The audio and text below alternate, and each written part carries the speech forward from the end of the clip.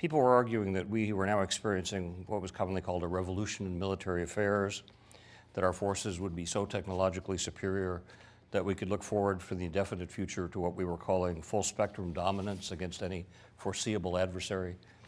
What in that promise was right, and where did it go wrong? Yeah.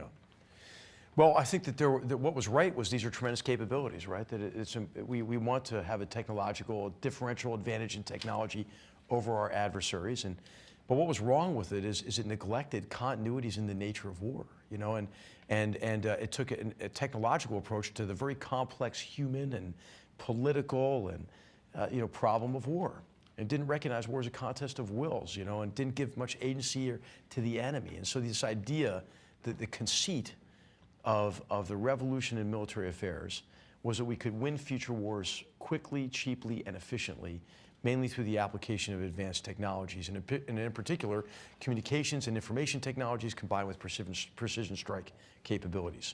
And there are all these analogies made between Moore's law and the exponential increase in computing power. Well, that's going to change warfare dramatically.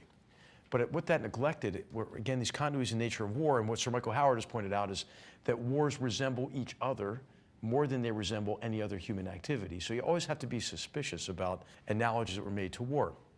And so these concepts, and it was hard to be against them, right? I mean, the names were like rapid decisive operations. So if you're not for that, what are you for? Are you for ponderous indecisive operations? I mean, and these things tended to brief well. I mean, they look good on PowerPoint, you know, and so these myths about, or fallacies about future war were dangerous. And in fact, in many ways, I think they were a setup, you know, for some of the difficulties we encountered both in Afghanistan and Iraq. And the continuities in war that they neglected was that war is an extension of politics, right? These concepts of the revolution in military affairs, full spectrum dominance, you know, dominant battle space knowledge, rapid decisive operations, and so forth, really looked at war as a big targeting exercise.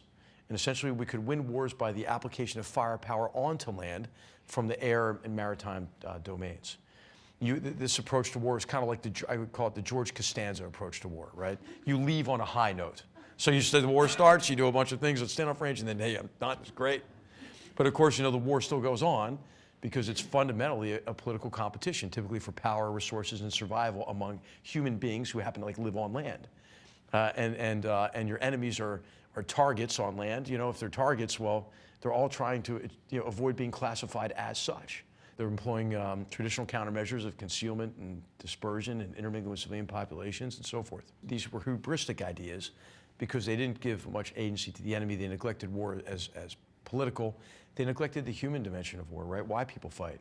People fight, I think, fundamentally for the same reasons that Thucydides identified 2,500 years ago: fear, honor, and interest. And so if you don't understand the causes of violence, if you're not acting really to affect what is driving the violence, you're just treating symptoms, right? And also, they didn't really fully consider that war is uncertain. War is uncertain because of its political and human dimensions, but it's also uncertain because of that continuous interaction with adaptive, right, and sometimes very capable enemies. And so you can't decide at the outset of a war exactly what you'd like to do and assume that it's going to be linear progress to the outcome, because the future course of events in war depends on enemy initiatives and reactions that are impossible to predict from the beginning. So while these wars promised, the leave on a high note, right, decisive, everything was, in and out, well, the enemy has a say in that. And I think because of this simplistic, really, definition of war, that we didn't fully consider what was necessary to consolidate military gains in the wake of the very successful military operations in Afghanistan between September and December of 2001 and in Iraq in 2003. And so we weren't prepared for what came after, And so I think the revolution in military affairs is dangerous, this idea, this thinking, but it's back. I mean, it's like a vampire. I mean, you can't kill it. It keeps coming back. And so today there's sort of a new permutation of this, and it's couched in different terms and so forth, but it's still based on the assumption that you can solve the complex problem of future armed conflict just by the application of advanced technologies. And in so doing, you'll be able to succeed very quickly. Now, this kind of thinking, again, it's a vampire. It's a vampire that's older than the 90s. It goes back at least in its first manifestation into the 1920s, and it's really every time it reappears, it's a new version of strategic bombing theory.